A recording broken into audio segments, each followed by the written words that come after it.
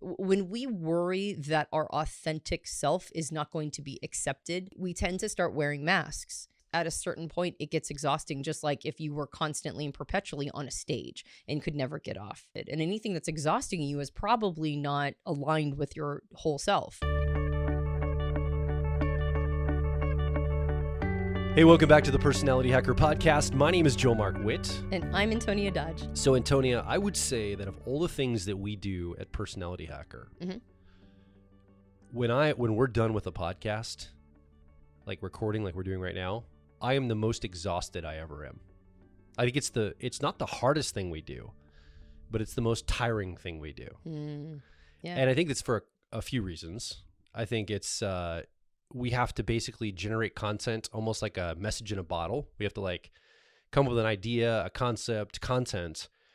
And then we have to go, quote unquote, on stage. We have to go into more of a performance place where we have to have lights on and cameras, and it's staged. Like, I'm not sitting how I'd normally sit if I was like comfortably watching a movie or I was chill. I have to curate, like I have to sit up straight. I have to be right in front of a microphone. I don't have a lot of range of motion. I have to be like basically a curated like person right now in order to engage on this podcast. So it's exhausting because I have to hold it almost like a pose. I have to hold this position, this frame. I've got to stay in good thoughts. You and I have to be in rapport. It's complex coordination between the two of us. Like, you know, if we make mistakes, that's an edit point, or if we say something that's uncalibrated, we have to go back and fix that. So I've got to be very careful of the things I say. I want to make sure that it's presented well. I take a shower, you know, I don't have my hair pulled back. Right. I like style it a little bit. You Yeah. do too. I try to dress nicer than I would if I was just walking around my house in sweatpants or something. So it's a very curated experience. And I've noticed that when I'm done, I'm like, it's almost like I've been sitting up straight on a chair and I can like slouch a little bit. And I was reflecting on this before we started today. And I was thinking to myself, why is this so hard? It's because of all that curation. And then I realized there are people that go through life curating every moment, just like I curate my experience on the podcast. I do it for performative reasons because we have to capture this moment, but they're doing it when the cameras aren't rolling. Yeah. When they're at work, when they're with their partner, when they're out with friends, they're curating things. And I notice that people feel exhausted all the time. They feel like they can't let their hair down. They feel like they can't relax, and it's starting to stress us out. I think our nervous systems are starting to take a hit on it. I don't know if you noticed other people that look like they're exhausted, or maybe they're not exhausted, but they somehow have been able to keep this up for a long period of time. I've noticed phenomena, and I can't imagine having to be in the state I'm in for a podcast indefinitely throughout my entire day or my week or my month. Yeah, I would agree that it is, like you said, it's not the hardest thing we do, but it is sometimes the most tiring. And it's not harder than, say, running a live event. No. But being on stage, once you get to a place where like you've kind of made peace with all of that and get to a place where that's not terrifying in and of itself, now you have the audience to, their feedback and their goodwill. Like, you've established goodwill with your audience. Yeah. We've not established goodwill necessarily with everybody who's listening to the podcast. Yeah. There might be people who are like very, anti or against something that we say. Or this could be the first time somebody's listening. They don't know who we are yet. Yeah, they exactly. have to warm up to us. Right. And we need to be really neutral about a lot of things. So we have to be careful not to, insert something that would be potentially triggering or not actually triggering. Distracting. Actually, I think we'd say triggering things quite a bit, or at least it feels like to me. Yeah. But divisive, I guess you could say, like something that maybe infuses some timely politics or social commentary. We were very careful not to do that because, as you said, we're kind of creating time capsules here, at least from our perspective. Yeah. And we want them to not be limited to whatever's going on in the world in the moment, because as soon as that's done, then nobody cares. Yeah. So we have to be careful not to be too divisive or bring in too much timely content. And so we're curating it that way. And then, like you said, it's like I do my hair and makeup every time. And in fact, actually, I look back and I'm like, why is my makeup not showing? And so then I mean, it's been years that I keep trying to, I put more and more and more makeup on, trying to get it to show up on camera. And I'm like, wow, there's a lot of makeup that you have to wear in order to have it show up on camera. And so these are things that I'm trying to learn. And yeah, it's very much curated to, like you said, to not be distracting. I'm really glad you said that about makeup. Yeah. I think that's going to kick us off today. I know today we want to talk about persona, this Jungian concept of persona. And I'm I'm talking about how we have a curated persona here. Yeah. We have to show up with for a podcast. I'm a podcaster here. I'm not a dad. I'm not a coworker. I'm not a spouse or a partner. I'm a podcaster, and we have to be in a certain framework and a certain persona. And you just said something. I keep looking on the camera to see my makeup show up. And what's interesting about that, it makes me think of where the word, or at least the concept of persona and some of the ideas we have around it came from. And I'll start with the illustration and we can get into some of the details here. But we know in ancient Greece, or in the time period of the Greek tragedies and the plays and the comedies that were put on, they didn't have microphones or television cameras or movie cameras. So they had to amplify the emotions from a great distance at the theater productions. And so that comment you just made about, is my makeup showing up on camera, makes me think of ancient Greece and some of the techniques they had to use to project their voice and project the emotional state they were in for a theater. A gigantic theater didn't have amplification systems like modern day technology. Right. So they had to amplify in other ways. They used masks, voice projection techniques, and all of these things and like acoustics to basically communicate at great distance to the audience that is there. Yep. And in a way, you're saying, well, the camera is like great distance for my makeup. I have to maybe put on more makeup than I would if I went out just in the evening. Yep. Because I'm having to play to a larger, bigger space. I have to communicate myself great distance in a way. Yeah. Like an analogy or metaphor. And so then makeup becomes, and movies, this is the same thing. All the actors are wearing makeup in movies, but they may not wear that the same way in real life. Right, exactly. So, and so the word that I'm sure you're teeing me up to use is the word mask, which is, so the word persona, the Jungian term persona, comes from the Greek word mask. And in the same way that you just mentioned, the concept of persona, and I'm sorry if I went on too long and it was getting boring. And that's why you jumped in there, because I was actually going to build on that idea that you were mentioning around some people are there all the time and it's exhausting. Yes. And so if you have to hold a stance, it would be kind of like being on stage all the time. And that's what it feels like when we worry that our authentic self is not going to be accepted by the world, then we do tend to take on a very curated persona. We tend to start wearing masks. And when they are not adaptable, when they feel like they have to be a performance at a certain point, it gets exhausting, just like if you were constantly and perpetually on a stage and could never get off. Yeah. And so this idea of persona has gotten a bad rap. It's almost like we're not supposed to have a persona because that's the fake part of us. And yet, as you mentioned, when you had a mask in ancient Greece, and I can't remember there's that like kind of famous, it almost always is advertising a theater. It's like the happy face and the sad face of the Greek, the theater. masks. Yeah. But there's like a specific name for them. I can't remember what they are. My brain is going to try to remember it. And unfortunately, I'm just going to have to tell my brain, okay, stop trying to remember the name, because I never remember the name. Yeah. But those masks came to typify those performances because, like you said, they facilitated them.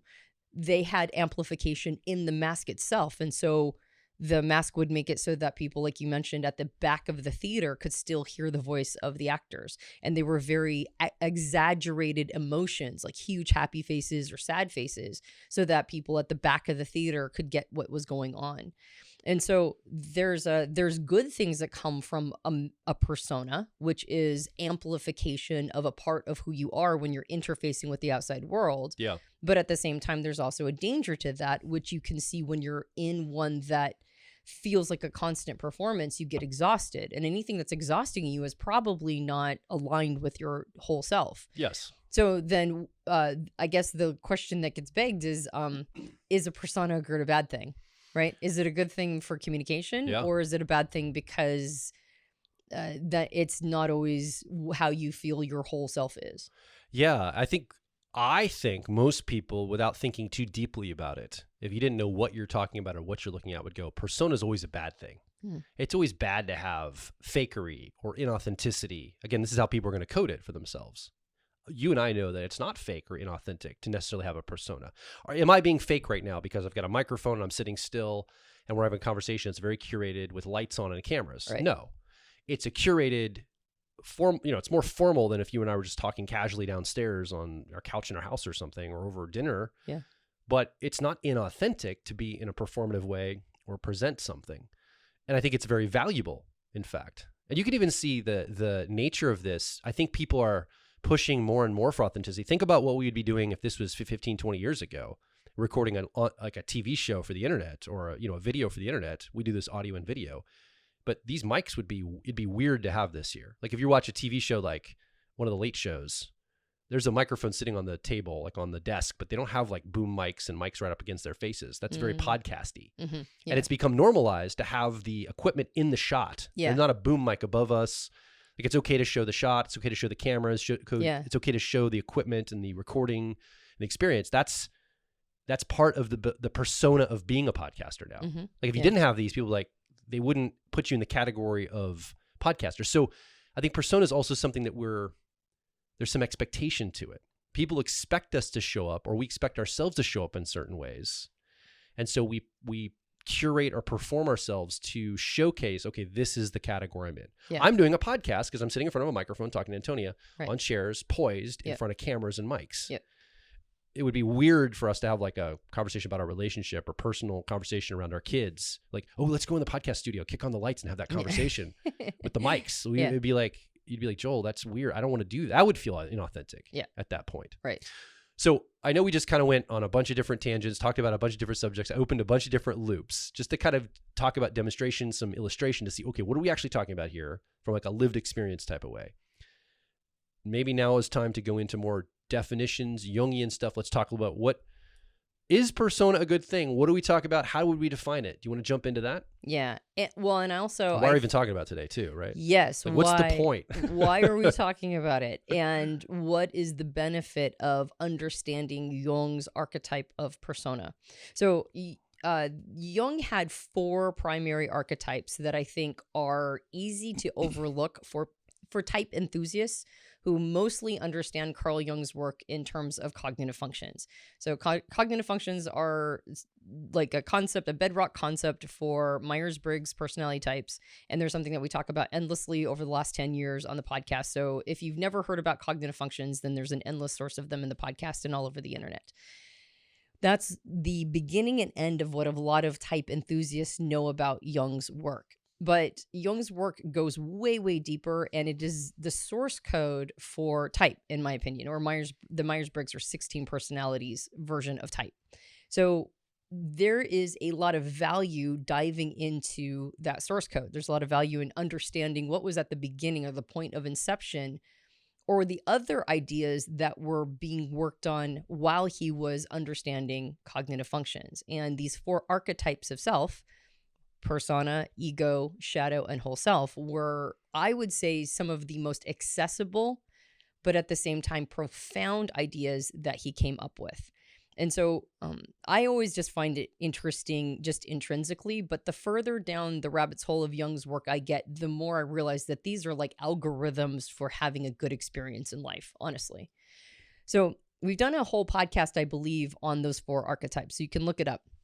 I think it is actually called Persona, Ego, Shadow, and Whole Self, where we've laid each out. But I think persona needs to be given special attention in and of itself. And the reason why is if we get this concept down, if we understand it, if we do it right, it kicks off a domino effect that eventually gets us to a place of what I call wise older leadership. So it's like the beginning of this sort of series of things we need to establish in our life to get to a place where we are qualified to dispense wise counsel and wise modeling and wise leadership in our elderhood. If you're a young person, that might not be interesting to you at all. But I will say I find a lot of young people to be highly interested in the concept of shadow work. Yeah. And shadow work comes after persona work. And so if you really want to do shadow work, do persona work first. In fact, it's required in order to get there.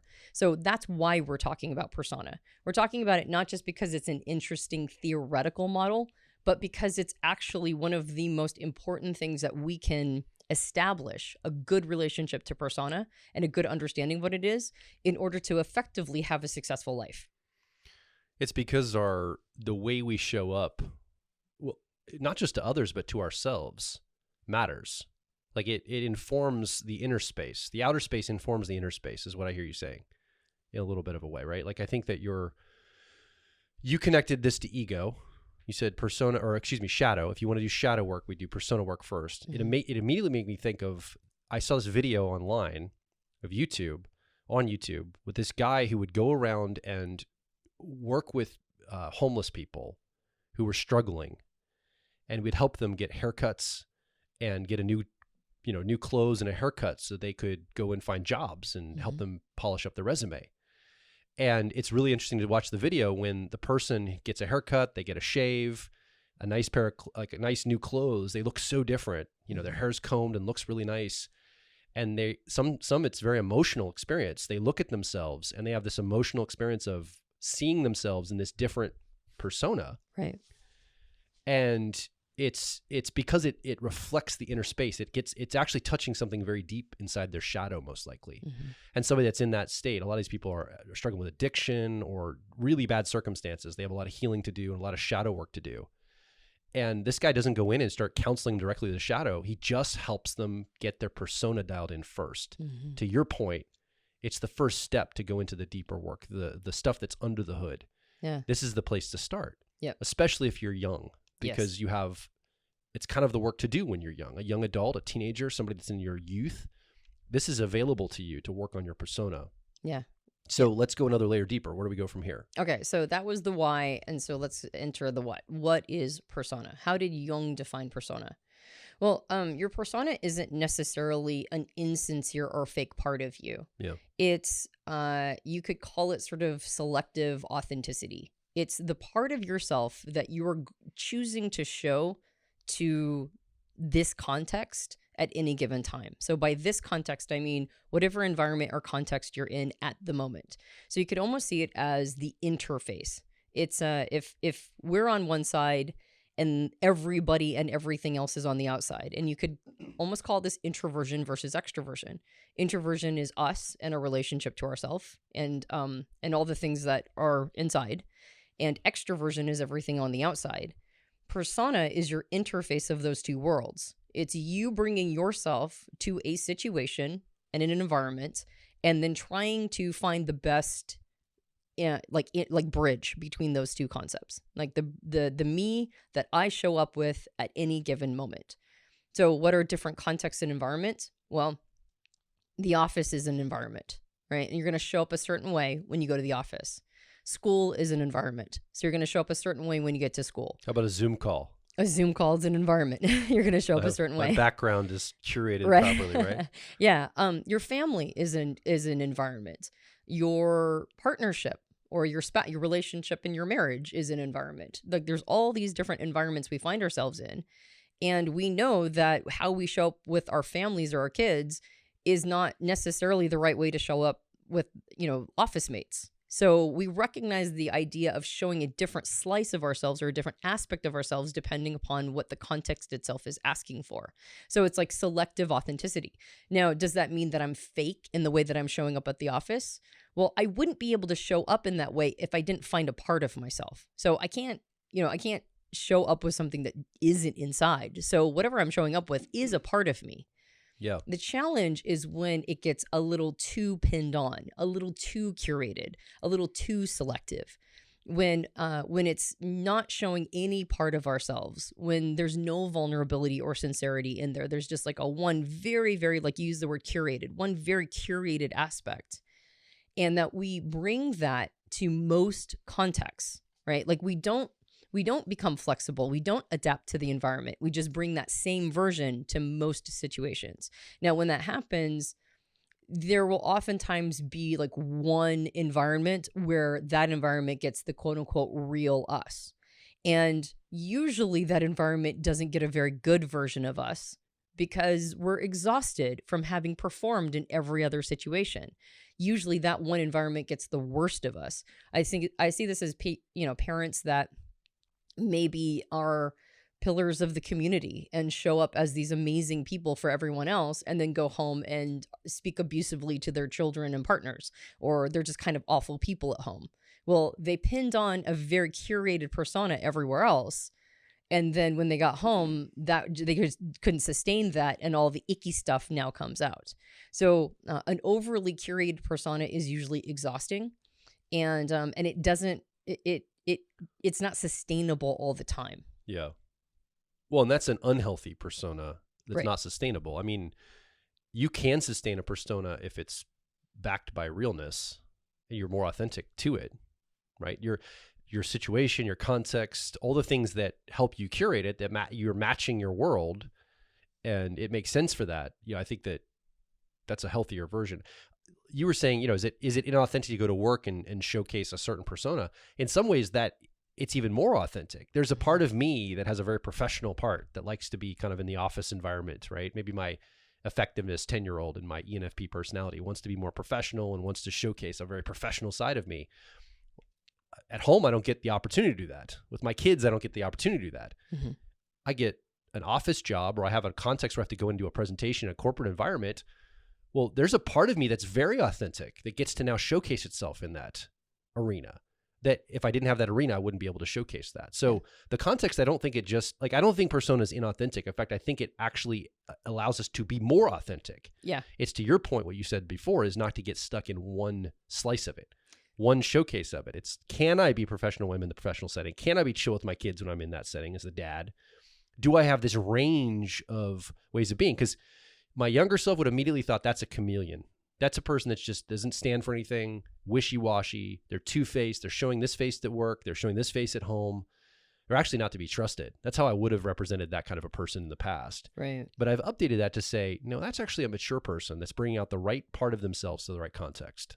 Right, because a healthy persona is adaptable. Yeah. And it's flexible. And so it's going to adapt and flex based on our values, the context, but also, like you're talking about, the role we play. Like a version of what you're talking about is maybe like a school teacher that at school chooses to highlight patience. Yeah. And maybe not give their problems over to the kids that they're working with. Like they're going to maybe shield or hide their personal problems at home from the kids they're working with, and then front face their patients. That's if you didn't do that, everybody would say you're a terrible teacher. Yeah. So we do this depending upon what the environment needs of us. But at the same time, it also makes me think of the Krishnamurti quote that says, it's no measure of health to be well adjusted to a profoundly sick society. And so if the environment that we're in has us questioning or maybe trying to compromise our values, or we feel like the society around us or the context around us is, as he would have said, sick, right?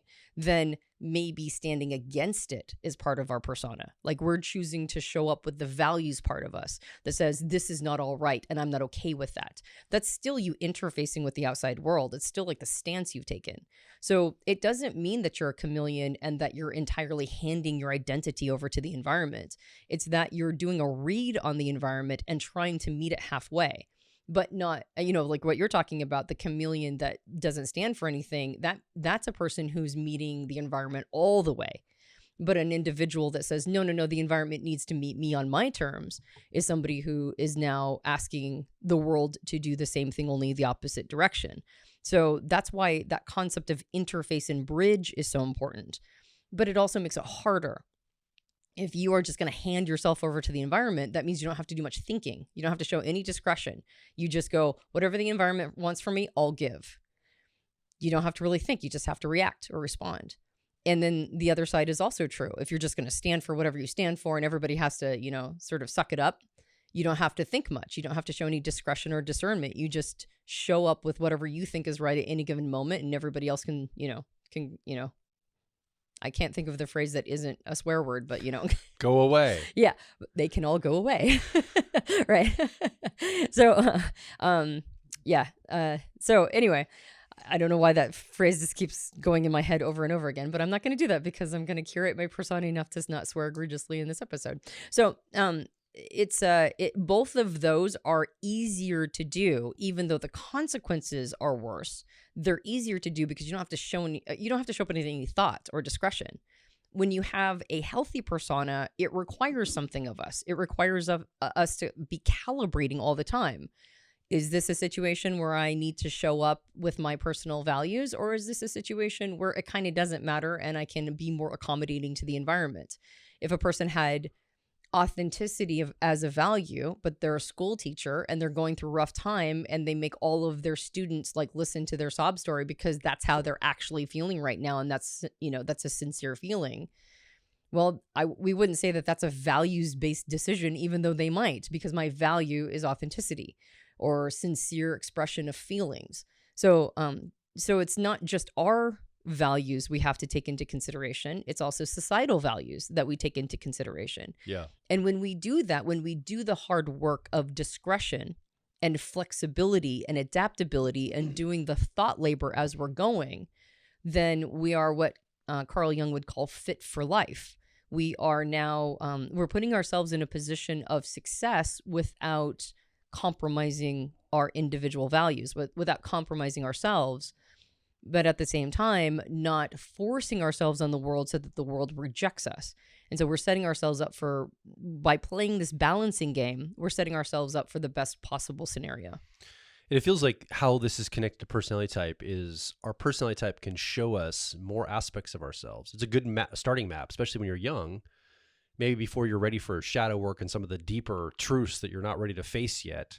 You just want to know, okay, how am I wired? What are my natural ways of showing up? What are all the parts of me that I can showcase to the world? Mm-hmm. And I think personality type, especially our first four functions, our car model, driver, co-pilot, 10-year-old, 3-year-old, in the cognitive function stack, I think this can really give us information about how we can show up interface. Because as we're talking, I'm just running the narratives in my head of the pushback, both for myself and other people, right? Like I think a lot of this pushback in the world is pushback against forced persona. Mm-hmm.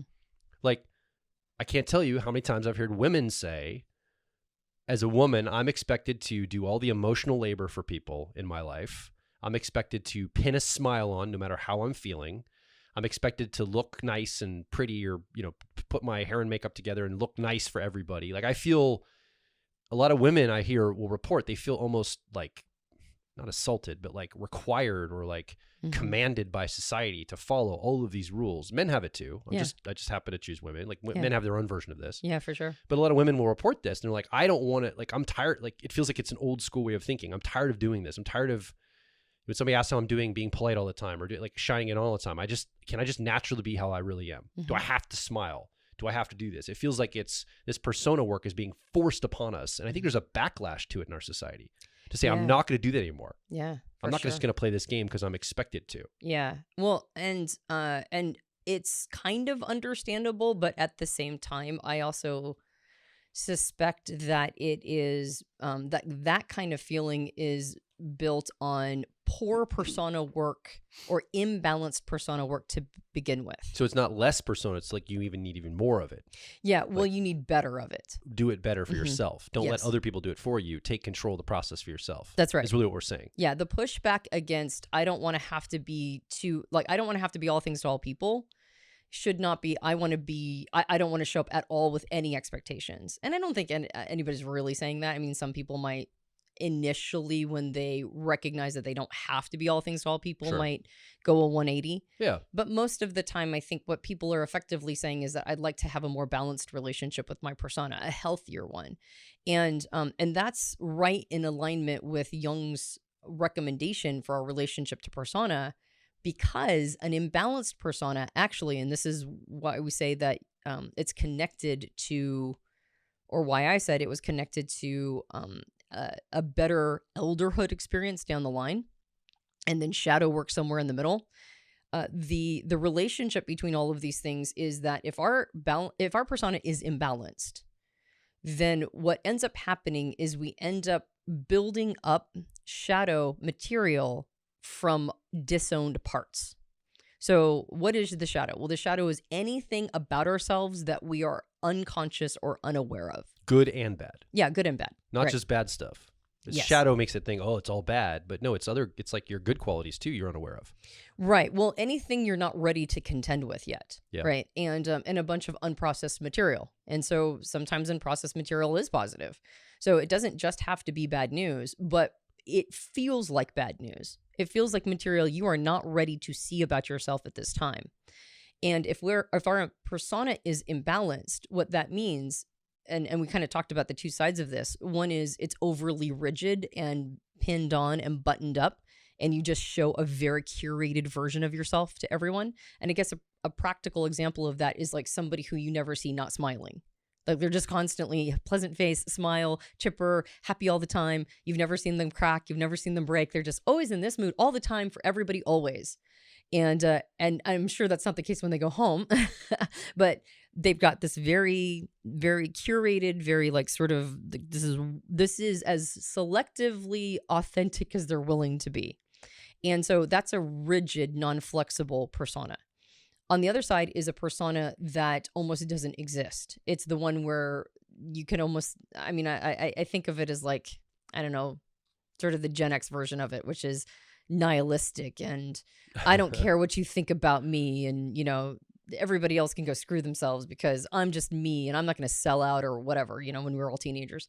So there's that version which pushes everybody and everything away and goes, you need to meet me entirely on my terms. Yeah. The challenge with that is, as mentioned, there's no discretion involved. And so when the world reflects something back to you, in the first case, if the world reflects feedback and you don't like it, when your persona is too curated, you can just say, well, they don't know the real me anyway. So anything that is anything that's material about yourself that you can't see on your own must be reflected back by the environment, because that's basically what a shadow is. A shadow is something that requires a light source in order for it to be seen. And so if somebody is shining a light on you and showing your shadow, it's like now the shadow is showing up and you can see it, but you don't want to, then you can very quickly disown that by saying, well, they're not really reflecting the real me because they don't know the real me because I'm not showing them the real me. So now if they were reflecting something real back, you very conveniently gave yourself an out on not having to look at it.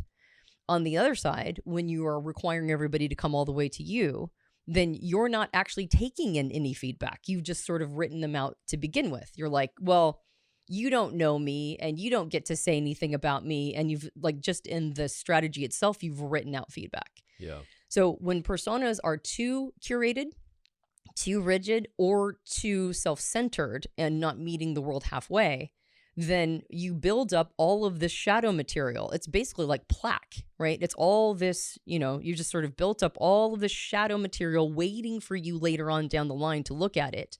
And if you build up too much, then when you get an opportunity to actually look at it, which is something that I think is inevitable and happens, which we can talk about in a moment, it will feel so burdensome. The likelihood of you choosing to not do that work is exceptionally high. Yeah. And persona work starts, I would argue persona work starts around the sociosexual circuit. So what I'm referring to is the 8 circuit model from Timothy Leary. And that happens around puberty. Yeah. So our persona really starts to kick on around puberty. That means your entire youth and young adulthood is your opportunity to work on your persona. Now, we're young at that time, and we're still very influenced by our caretakers. And the younger we are, the more our persona is going to be an attempt to make people around us happy in some way, or reject it, right? Or rebel against it. But we're still very tied to our caretakers and the biggest influences in our life for modeling our persona, or crafting it. The older we get, the more of an opportunity we get to start to take over the process and go, okay, who am I really? And what am I really going to show to everybody? So when we're young, we have a unique opportunity to create a persona that down the line does not have all of this baggage just waiting for us to look at it. We can shrink our shadow. We can not have all of this plaque built up for later.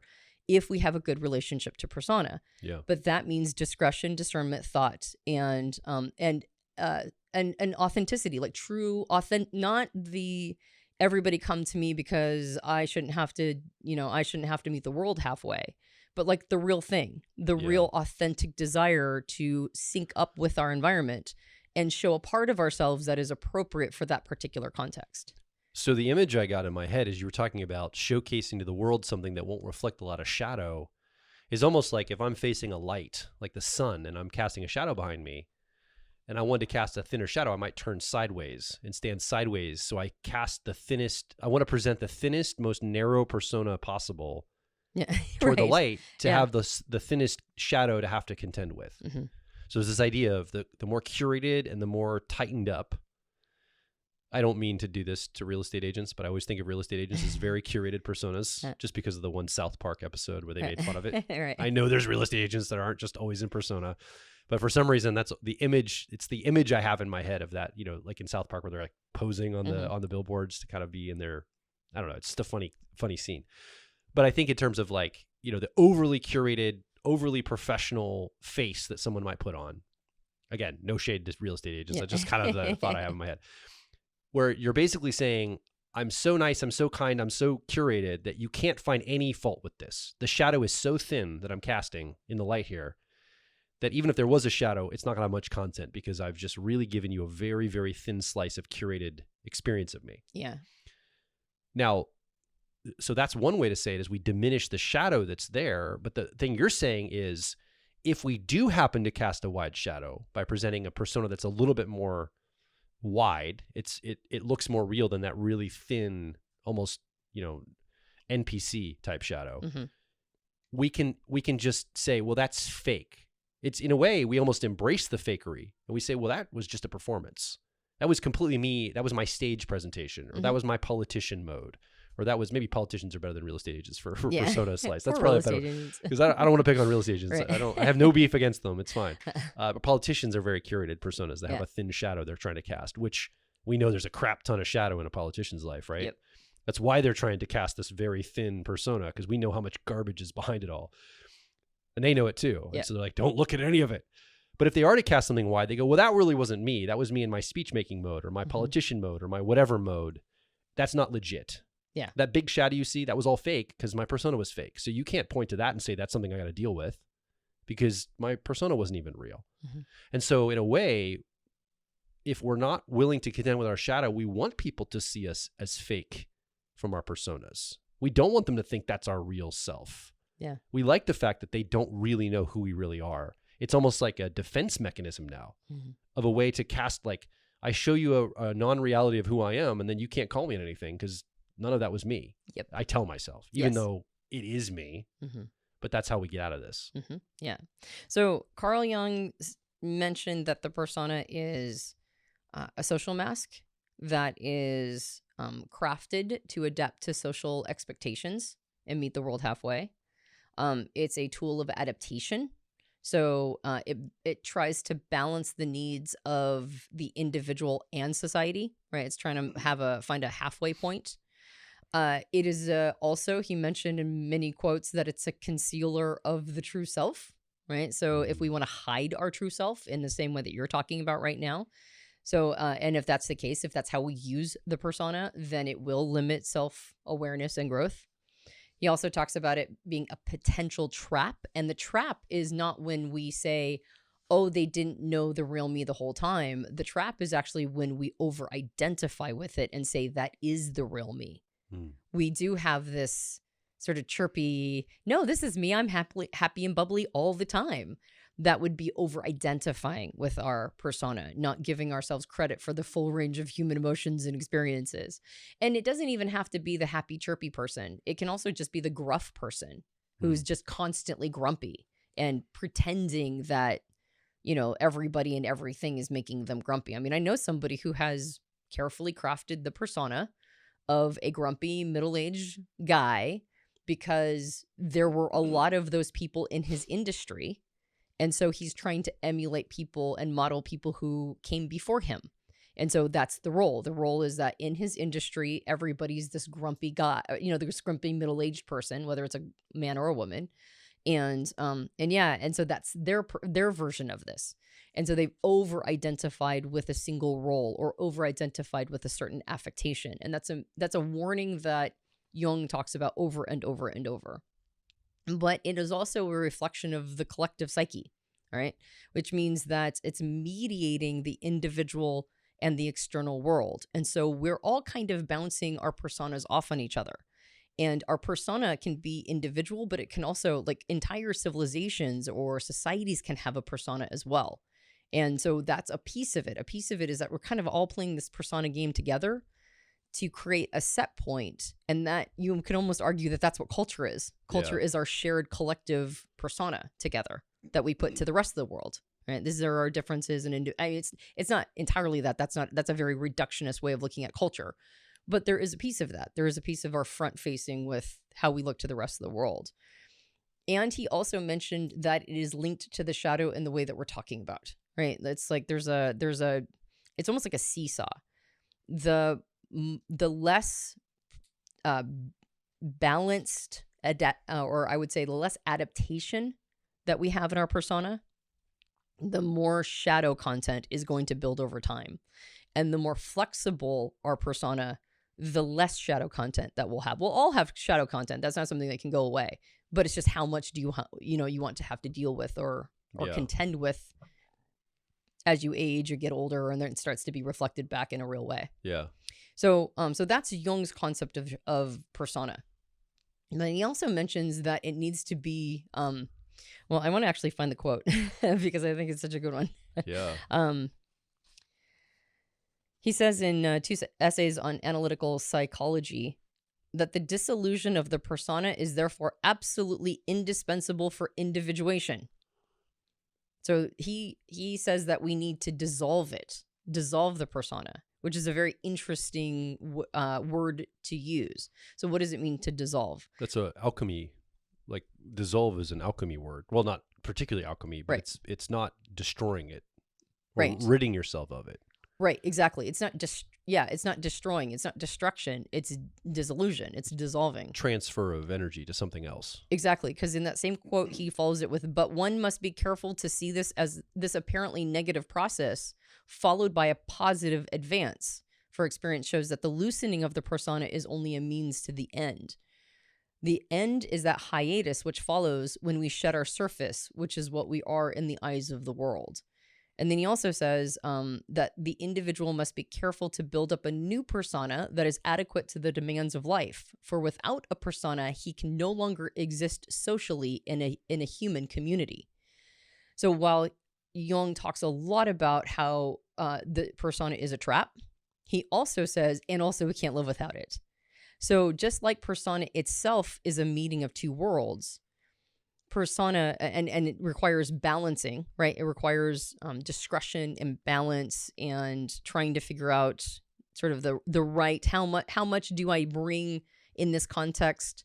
How much do I bring more of myself, or how much do I accommodate more of the environment? We always have to be thinking in those terms. Yeah. The concept of persona itself is a balancing act, right? We have to make sure that we're not over-identifying with it. We also have to make sure that we understand its purpose and that we are honoring and have a respect for the fact that this is how we get along in life. We have to dissolve it, but we can't destroy it. We have to make sure that the world sees our real self, but not too much of our real self. Like, there's a lot of balancing act in all of this, which is why most people, it's hard. Most people aren't doing this work. Yeah. Yeah. Well, and I think it's only harder now because we, for some reason as a culture, I think expectation helps us curate a persona and then we can work on it later in life. But without expectation, we're not sure what to do as young people. Yeah. So when the adults around us and society around us says, listen, there's no expectation, or any expectation that you hear, just ignore that and do whatever you want. I actually think it hurts us. Like, it's better to even have the wrong expectation, honestly, for a young person to wire themselves to, and then they can always ameliorate or change that later. But to have no expectations, almost worse than having the wrong one. Yes. As an example, I think both of us grew up with a lot of gender expectations, like how a woman or how a man should behave, what they should be attuned to, how they should behave. Now, we may disagree like fundamentally about that projection of expectation onto us. And I think you and I do. We have some question marks around gender roles that were projected onto us. But to throw out all of them just because they're expected is dumb, just like embracing all of them is dumb. Right. I think our job now, especially in midlife, is to go, okay, which ones, and we've been doing this work, which ones do I actually think are pretty good expectations of me? And which ones are kind of like top down projected onto me that I don't agree with? But at least I had some template to start with. I wasn't just starting in nothing. But I've noticed that maybe in that same vein, maybe there isn't as much expectation now for a lot of younger people around gender and the roles that you're supposed to buy in. And I'm probably going to be in trouble just for even bringing this up. Suggesting it feels like it feels like a hot button topic just to even mention this, but it doesn't feel like there's a lot of expectation that's required. It's kind of like, here's the way things used to be expected, and we don't believe that anymore. So do whatever you want. Right. And I'm not saying that's wrong either. I'm just saying I think that's harder than to find your own persona through.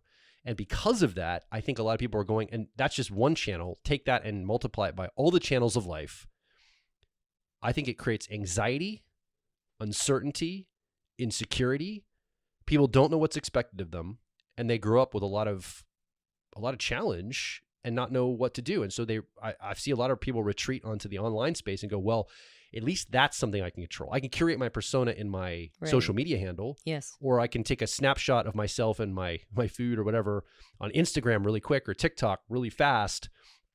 This one slice of life, it allows me to hold the pose, take the picture, relax. So I can curate something there and try to look and see what other people are doing and play this game. But then that same person might feel very nervous in a social environment. If someone came up and just started talking to them and didn't go through the channels of the online vetting process or the curation process, why are you talking to me? What's going on? Like, you're breaking protocol. Like, and it's not because they're mad or upset about it. It's because their persona doesn't know how to interface in that moment. Exactly. And this isn't everybody. This is just some people I see. I think that's a great that's a great example, is this idea that like nobody should call me before texting me, or nobody should approach me or ever say hi to me if I don't already know them. Yeah. There's I think these rules are exactly what you mentioned. These rules are set up because people are very uncertain about how to behave, and like that's what makes them so uncomfortable. Not because the behavior itself is unacceptable, but because it puts them in a situation where their persona is not sure how to respond. Yes. And that is uncomfortable persona work. Now, unfortunately, the more we push away these opportunities to go, okay, well, it's reasonable to believe that somebody's going to say hi to me at some point, or I'm going to have to talk to somebody at some point, right? Even though there's a lot of, check yourself out at grocery stores now, you're probably going to have to talk to a grocer at some point. Yeah. So this acknowledging that it is reasonable to believe that we will interface and with strangers. Yeah. Means that those are opportunities to go, why haven't I built this skill yet? Yeah. Why am I so upset when the world does not meet me all the way on my terms of how I want to be approached? Yeah. I probably should be doing a little bit more interfacing. I need to give as much as I'm asking for. Yeah. Do you remember that thing going around social media? I don't know how long ago it was, probably a couple of years, time of this recording. There was like this discussion. People were insulted by this one woman's behavior. And they were arguing about it online. This woman was pregnant, and she was wearing a button that had how many weeks due she was, because people kept coming up and saying, "Oh, you're pregnant. When's the baby due?" And she got so tired of being nice and smiling and answering people's questions, which I could totally understand. I mean, you probably get asked that a billion times a day. That she started wearing a button, and when they'd ask her, she would just point to the button and keep doing what she was doing, like not even address them, but just like point to the button or flash the button at them, like, here's the data you're looking for. Go away now kind of motion. Not even address the person, just point to the button. And people were like, how dare she? It takes 2 seconds to smile and answer the person's question. And they were really upset by her making, I guess she wasn't making anyone meet all the way on her terms, but she certainly was not persona interfacing with the world. That was her persona now, is just point to a button with the data on it. And it was interesting to see how people were very upset by that. Somebody just taking control of their persona, curating it to what made sense to them. they were really offended. And there's a part of me that's a little bit offended by that too, if I think about it. But then another part of me is like, but I kind of get it, because you feel like you're not assaulted, but you're just overrun with people asking you this all the time. Yeah. Right. You don't have any private space when you're out in public. So this isn't easy. These aren't easy answers. Right. And in that situation, that woman has decided a certain persona that is not interfacing with her environment well. In fact, people are taking it wrong and bad and projecting bad intent onto her because of it. Well, and you also have to take yourself as an individual into account. Like, is this person going through a particularly difficult time right now? And so it's very difficult for them to show up with a smile for somebody. Maybe they are actually, at the same time they're grieving, they've also recently lost somebody in death. There you go. And so they're just really emotionally overburdened.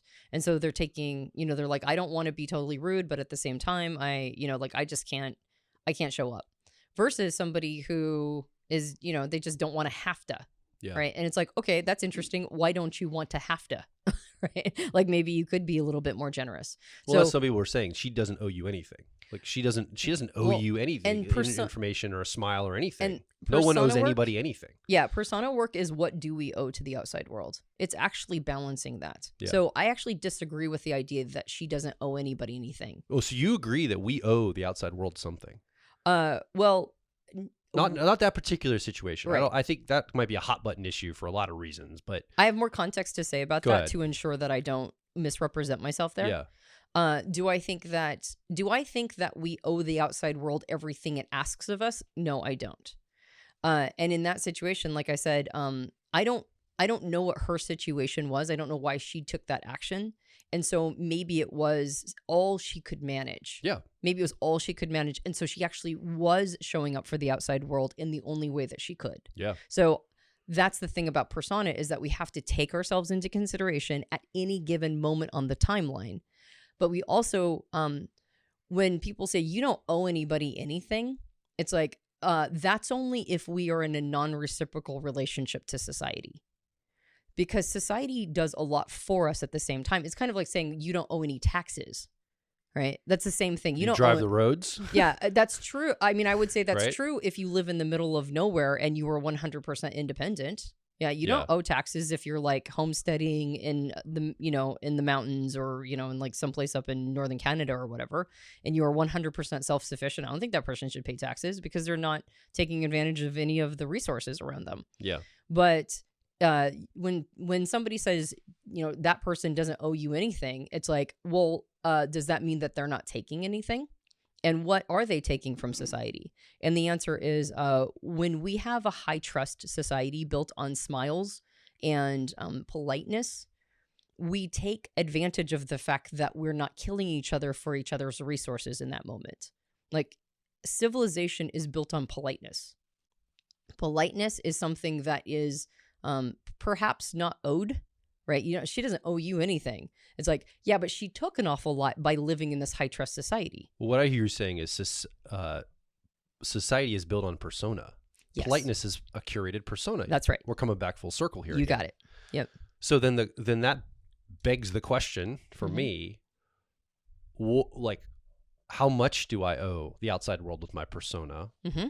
And how much don't I owe? How much is it mine, and how much is it somebody else's? Yes. How much do you, Antonia, and someone listening right now, get to own my persona? Mm-hmm. What share of it do you get to own? 20%, 10%, 15%, half of it, most of it? I get a very small sliver? Or do I own 100% of it and I get to show up however I want? I mean, I think this is the question we all have to ask ourselves, and I don't think there's one answer to it. So I think the word own is not the right word. Because you of course you own your persona, because it's what you're choosing to offer. So you wouldn't be able to offer it if it wasn't yours to begin with. Control or influence, maybe that's better words. Control, or it's not even control. Like, control's also not the right word. Okay. Influence is a better word, I would say. There you go. And I think that is exactly the kind of question a person should be asking themselves in order to get to a place of a healthy persona. So a healthy persona is, how do I set myself up for the highest amount of success while at the same time not compromising who I am as a person, right? So a young woman sitting at a desk and a person walks by and says, smile. Mm-hmm. The person that's telling her to smile believes they own the persona of that person. let's say. No, I would say or that, believes that they get to require that persona or set to the terms of. set the terms, and like you need to set your persona terms this way because Yeah. I'm demanding it of you, What's or really I'm requesting it of you. What's really funny is that we started this out by saying that we don't talk about controversial things here we in go. our persona, but now we're mentioning. I've totally things. messed it up. I did this. This is all on me. Just throw the hate on me. I'm so sorry. No. I'm trying to be as respectful as possible, not not give any like. It's just openings up as thought exercises. These are real things that people deal with. 100%. And I think it's a good way to kind of understand it because I think people have this experience a lot. Yeah. I mean, I have an answer. I'm just saying, Yeah. I think it's funny that we don't talk about controversial things on the podcast, but we totally do. What's crazy is if you told me that 20 years ago, like someday if you talk about a young person smiling, Yeah. it's going to be super controversial Yeah. on a podcast. I'd be like, what are you talking about? But Yeah. I get it now. So in a situation like that, and I'll just be radically honest on my side, at the risk of being too meistic against society. Uh-oh. In a situation like that, I don't think that's a demand. I think what they're communicating is a desire, right? And so what a person has received at that moment is that the environment has communicated to them what the environment would like to see from them, or at least one part of the environment. Now, at that point, and this is why the whole like, well, you don't owe anybody anything. It's like, well, kind of. Like, you don't necessarily have to respond to the request. Yeah. Right? Because it sounds like if a person just uses one word, it sounds like a demand, but it really isn't, because they can't demand that of you, right? It's like smile. It's like, no. All right, there you go. You're at an impasse now. But if a person says smile, as in like, that's a request from the environment, then an individual at that moment, and this is why people don't like this, it's not because they don't like the request, it's because it forces them into a place of persona thought labor. Now they have to show some discretion. They have to go, okay, considering where I'm at right now and taking all of that into consideration and considering the environment in which I'm at, and I'm trying to meet the environment halfway, is this a moment when I'm going to need the environment to come towards me just a little bit more? Or is this a moment when I can meet the environment a little bit more? Is it a burden to smile right now? Would it be compromising myself in any way in that moment? And if the answer is yes, right now I'm going through a hard time. Yeah. Smiling is not something that I'm able to really do right now in behalf of others. Because, you know, in a work environment, you spend 40 hours a week there. Yeah. So you practically, I mean, it's not the same as living there, but it almost feels like you spend a third of your life there a lot of times. So there's just going to be moments where smiling is just not a reasonable request from the environment. They're going to see more shades of you. They're going to see more, unless you have a really curated persona. I don't think the smile is the burden. I think thinking about smiling is the burden. Exactly. Putting me in this position is the burden. That's right. Not the smile. Yes. That's just a few facial muscles. It's That's having to think through, Yep. is that my sovereign decision to smile right now? Right. Do I really want to do that? Is that how do I have resource for it? Yes. Or do you have the right to kind of request it of me? Like all these questions that come up when you're asked that or told that. Yep. That's the burden. That's the burden. And that's right. that's what I can imagine myself being upset by if somebody asked me that. And like, why'd you make me have to even say no or even have to go there? Or think about it. You gave me a burden now to even have to engage with this. Could you have just not asked it altogether and I would have had a lot easier time of it, please? And that's assuming that the environment forcing you to consider how your persona is showing up is a burden and not simply your responsibility. It's not your responsibility to smile, but it is your responsibility to consider your persona at any given time in any given environment. It's actually in some ways a favor the person is doing you, because in that moment you have an opportunity to then set a value. When I'm going through a difficult time, I actually don't believe that I don't think that the environment has a right to, ask me to meet it all the way on its terms. So in this moment, I'm going to politely decline. Right. And now I have an idea of my relationship to myself and how I'm going to show up in any given moment, as opposed to, I hate it when people do that. Why did they do that to me? Like they don't have a right to demand that. And then now it's all about the other person. And so as opposed to using that as a moment to get more intimacy with the self and understand one's own, what are the boundaries I'm going to create? As opposed to doing something like that, which is a thoughtful response, going into a reactionary response of anger towards the outside world is actually creating more shadow content, because you've learned nothing about yourself except that you're upset that other people have expectations of you. And there's probably some disowned parts in there, because we do have a responsibility to the outside world. Maybe not in that moment to smile, but we do generally have a responsibility. And those ideas of like, you don't owe anybody anything, that's not actually accurate. That's not entirely accurate. So that smuggles aspects of ourselves that we could be using those opportunities to dive further into. Now, in a context like a work environment where I'm also supposed to be focusing on my work, right? That could be a moment of frustration. And then you tag it. You tag it and you go readdress that at another time, maybe that evening. Well, I have a busy life. Yeah, but if you're a person of introspection, you're going to figure out a time to think about it. Sure. Okay. Sure. So I would say in those situations, that's a communication that we as a society we don't train each other into a healthy relationship to persona. And even the person who said smile, okay, now they have their own persona work to do. Yeah. They have to figure out why they think that they get to tell the outside world how to show up. Now they probably won't. And is it my job to go tell them so they'll reflect on it? Well, most of the time my answer is no, because it's not my job to do people's growth work for them, right? Yeah. Or to help them figure that out.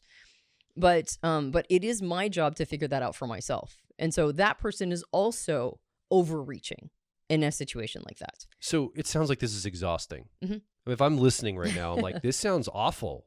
I don't want to have to, every single time something happens, evaluate my relationship with the outer world and how I'm going to showcase myself and all these things. It feels like I'm being asked too much. Like, I don't think it has to be exhausting. No, it doesn't. But I mean, it sounds like it's going to be. Yeah. Because it's like, I hear these stories all the time of people like, I think there's something around expectation here that's tied to this. There's something around context and discretion. Like every context isn't the same, right? So we have a context, we've got expectation. We also have timelines, I think, too, right? We have timelines around where I am in life. If I'm young, if I'm middle age, if I'm older, elderhood. So all of these factors play into it. Yep. So can we start to work on, how do we connect this to something in our real lives if we're listening right now? Okay. So what's nice is that persona work doesn't have to be exhausting. It's just got a high setup cost. So the big thing about persona is that most of us don't realize that we've already been pre-programmed with a big chunk of our persona. Like I mentioned before, we started it when we were young enough that we were overly influenced by our caretakers. And so most of the time, the persona work we need to do is to dissolve it, right? We talked about that, right? The dissolution of the persona. And that means reevaluating whether or not our persona is actually a true reflection of ourselves or just a reflection of what we believe that the world wanted from us. And so we only showed them the aspects of ourselves that we thought that they wanted. That's handing over way too much power. And then we over-identify with it. So Jung talks about the importance of letting go of an over-identification to persona. And in those moments when somebody says smile, if you're not overly identified with persona, it's probably not going to bother you that much. It's like, no, I'm just in a moment where I'm not smiling. Right. And it's like, and I get to have that. I get to have those moments. It's like selective authenticity. I selected this version of authenticity. I'm just not going to smile right now. And it wouldn't be bothersome. It's like the reason why this sounds exhausting is because initially you do have to do a lot of thinking. And especially if you're going to figure out why you believe you have to hand power over to the outside world, which is not a requirement for persona. Persona doesn't say hand power over to the outside world. It says meet the world in the middle. So why am I handing over too much power? Why is the fact that even being told that is frustrating to me? Right? That's actually the reflection. The reflection isn't the fact that the incident happened. The fact is that I got triggered by it. Why am I triggered by it? Why am I handing over so much power to the outside world? If you have a healthy relationship to persona, in those moments, you'd be like, yeah, I'm not smiling right now. Shrug. Okay. And I'll smile tomorrow because I understand that the world does need me to smile sometimes. Right. And that's me meeting it halfway. So on a practical level, it's going, okay, so how do I reevaluate my persona? Now, this happens naturally in a certain moment of the timeline of our life, and that is midlife. So I've started to see, and actually it was our friend Dario Nandi we were having a conversation with, and he said, it's not a midlife crisis, it's just midlife. And It's always a crisis. Yeah, it's always a crisis. And the reason why, according to Jung's work, and I would 100% agree with him because I'm just seeing client after client after client experiencing this, is that in midlife, the thing that gets kicked up, almost like all of the developmental levels of our childhood get kicked up. Like there's a time when we're ready for potty training. There's a time when we're ready to start, asking why about everything and learning how the world works. There's a time period when puberty starts. Like there's all these like markers of, like pretty soon we want to go into dating and mating. And there's another one that kicks on at midlife that nobody talks about. And so when we do it, it feels regressive. And we call it, and we show disdain for it. Oh, it's a midlife crisis. How cliche. But what's actually happening in a midlife crisis or just midlife is that suddenly we start to question our persona. Yeah. It just naturally happens. We're like, why have I been showing up this way? In time past, in like maybe the boomer generation, it looked like trying on younger personas that they never got an opportunity to try on. So things like buying a sports car or dating a younger person or divorcing or, buying things that are overpriced or whatever. For our time period of Gen Xers, it kind of looks like, not kind of, my observation has been it's a lot of questioning one's religion they grew up in and deconstructing it. It looks like career changes. It looks like, a divorce is very common there too, right? So it's like, it looks like major life, alteration. So it's a reevaluation of how I've been this whole time. Mm-hmm. I'm going, is this the slice of myself or the slices of myself that are real to me that I really want to keep showing the world? Mm-hmm. And we see people, you're right. Our clients absolutely are doing a lot of resets. They're in transitions. Yep. I think our personal life path mentorship is filled with people in the middle of reset. A lot of them are in midlife because it's naturally happening, whether they want it to or not.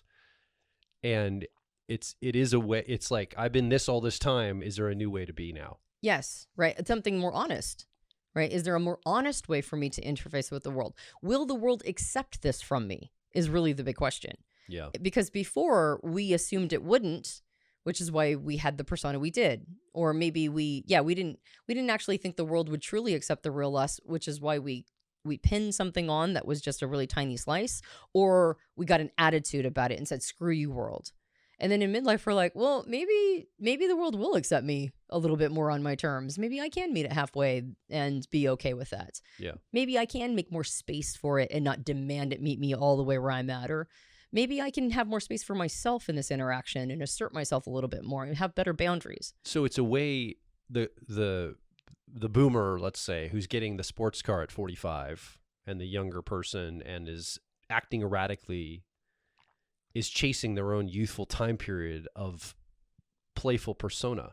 Like they're playing with a new persona just like you do when you're young. Yep. I think that's what young people do. Yeah. Yep. That's what I did. I wanted to be the general of the Joint Chiefs of Staff of the military at the Pentagon when I was like 13. Like that's what I'm going to be. I'm in the Marine Corps. And I thought this was like, I was going to be this 5-star general. That's what I thought I was going to do with my life. And then 5 or 6 years later, you're like and I used developing your own film because you wanted to be Ansel Adams. Yeah. Right. So I would play Army. I'd literally dress up like it. I got in trouble for having kids in the grade school salute me in the hallways and like all this stuff because I really was playing this persona of like this military general. I'd wear the insignias on I literally played it. And then I grew out of it and I played the role of the artist, the tortured artist kind of filmmaker dude. Yeah. And so these different roles, and then you settle down into kind of an adult role in your 20s that you kind of stick with. Yeah. More, you don't have as much variance, I think.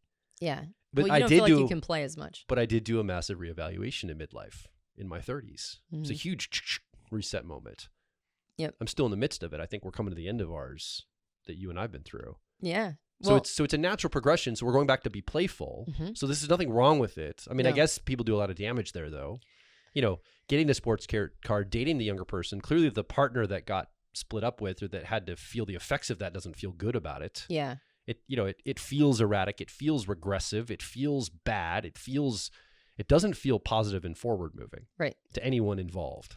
Yeah, but it is usually a sign that the person did not believe they had as much freedom when they were younger to assert their authentic self. Yeah. It's a reaction to believing that a persona, like use the word control, own, Like that's oftentimes how people feel in relationship to their persona, is that it's not mine.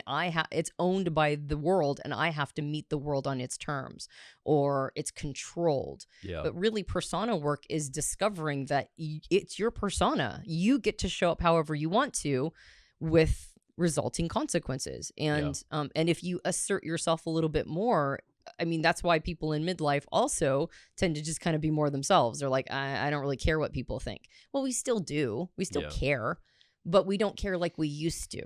We don't hop to. We're not as, we don't modify ourselves as much to accommodate the outside world with like going like, well, what is everybody else doing? That's what I'll do. And so midlife is a time to do that. And so what ends up happening too is because our persona is now dissolving, right? Or we have an opportunity to have it dissolve. We also have the resulting shadow work that starts to pop up. Yeah. And that's like its whole different ball of wax. So I know we've probably gone late on this podcast talking about persona, but that's the important thing, is that we almost have an internal time clock that says you should be reevaluating this. Yeah. And when our internal time clock does that, there's really not a lot of content created or acknowledgement of how important a developmental level that is for a human experience, midlife. And yet it is vital and crucial for us to do proper, not just persona work, but shadow work, and then eventually get to a place where that integration process is, allows us to be thoughtful elders, right? Wise elders. And as mentioned before, wise elders is the pool of leadership that we almost always are looking to. So persona work, the why, the what, the how does it work, the what if of all of that is the why is because it sets the stage for the rest of our life and sets us up for both success and integrity. That's the why. The what is that the persona is the integration or the interface between ourselves and the outside world, based on what we are going to choose to show at any given time. The how is by allowing ourselves to be flexible and adaptable and show up differently in different contexts without believing that that's us being fake, but at the same time, also asserting values and parts of ourselves into the situation to show that we also have boundaries, that we're not going to just hand ourselves over to the situation just because the situation is asking. But at the same time, we're going to accommodate it if there's no reason not to. And then the what if is, and then what if on a younger level, at a younger phase, we were trained to have this healthy relationship with persona. And the healthy relationship, that adaptability, allowed us, when we do get to that place of almost inevitable dissolution, of the persona, that we didn't have as much shadow work, right? That it's been built up like a plaque because we haven't been disowning ourselves or sort of aketoing it and like trying to not have to look at these inconvenient aspects of ourselves. Like, what if the shadow work is actually pretty minimal? And so it's a lot easier to start the individuation process at that point. One thing I need to add in here, or I'm going to tee you up to answer this, Antonia, so that we have this recorded and answered. We talk about persona. How does this relate to our personality type? Mm-hmm. So, if I was 20 years ago not knowing much about personality type or persona, I'd be like, well, that's a personality, right? That's your personality is what you show to the world. And the different aspects of that's not persona you're talking about. You're just talking about showing different aspects of your cognition. I'm an ENFP. When I was a kid, I wanted to be in the Joint Chiefs of Staff of the military, in the Marine Corps. Well, that's more my 10-year-old effectiveness maybe coming out. So that's that side of me. That's my personality. And then I got a little older. I went through puberty, and I started to get in more into the arts and filmmaking and media production. That's more of my introverted feeling or authenticity inside of my personality type. So aren't we just talking, I'm begging the question, are we just talking about aspects of our personality? And you're calling it persona, but can we just cut through the persona, get back to type? We're personality hacker after all. I'm kind of devil's advocating here. Like, you guys are way down this rabbit hole of persona. Why don't you just talk about it through the lens of personality, the car model, right? Yeah. So what's the distinction between personality and persona is that our personality encompasses a lot more than our persona. There you go. Right? Persona is a piece of personality. Persona is the part of your personality that you're aware of, that you're choosing to show the world at any given time. So when you're young, it's a lot easier to play with these aspects and then make them your whole, like, like a huge identity that I had in high school was that I was a Rush fan. All right. That was a big piece of my persona, and that was a big piece of my identity. And it's still like a little bit of it. I don't know if you know, there's like an Easter egg that Yeah. anytime we zoom out and you see the whole, sort of set, you're going to see Neil Peart, like a picture of him that says "Exit the Warrior" on the corner, because that still is a part of how I see, that's still a piece of who I am, is being a Rush fan. But it's also like, that's a pretty small personality if your entire personality is defined by a rock band that you're listening to, no matter how cool they might be. So that's right, they're cool. So persona is a piece of, or it's the slice of our personality that we're choosing to show at any given time. And I think the reason why, or how type comes in here, though, is it is very common for our persona to be massively influenced by our dominant or driver cognitive function in our personality type. Very, very, very common. We want to be seen, and this goes into Dr. John Beebe's work of archetypes. We want to be seen as a hero most of the time. And that first function carries with it a heroic energy, the energy of a hero. Yeah. So it's very common for our persona to have that be a big influence. So it does go into type a bit, and it gets influenced by our cognition. But it's not limited to that, right? That's why not every person of the same personality type has the same persona. You're also going to be influenced by, again, it starts to come online when you are under the influence, and one could argue under the thumb, good and bad, of your caretakers. So your caretakers are also massively influencing your persona, because you're showing up to be agreeable to them most of the time, or at least in a way that you continue whatever dance they've set up. That could be a very codependent, very toxic dance. And so you feel like your persona shows up rebellious, or, screw you, everybody, but that like maintains whatever dance your caretaker set up for you. And so, or that's just a time period where your persona or your personality is now trying to separate from your parents and understand itself, individuated away from them. And so then there's like the confusing time period where your persona is all about, it's what you're not with, it's what you're not for. And then a little bit later on, you get influenced by the career you choose, or the partner you choose, or where you choose to live, and the society and culture, and what you decide to focus on, which is somewhat, quite highly influenced by cognition, but also just incidentals, right? And your uniqueness that can't be contained into a type. So persona includes cognitive understanding, but it goes outside of it, because there's a lot of other things that come into what you believe the world is asking of you, right? This persona is as much influenced by your outer world and your environment as anything in your personality type. Yeah. And so, and not everybody is raised. In fact, nobody is usually raised in the exact same context. I think about even my siblings. My parents were very different parents for me than they were for them, because we're like, 6 and 9 years apart. So even though we were raised ostensibly in the same family, the context and the expectations were different. So my persona ended up having different understandings and expectations for how I'm supposed to show up, as opposed to my brother and my sister. And then also my brother was the oldest boy, which has very different expectations than myself as the youngest girl. And so there's so many different things that come in here for persona. That's why that's why it can't be modularized. It can't be one and done. It kind of has to stay on a theoretical level, and it has to be a self-reflection.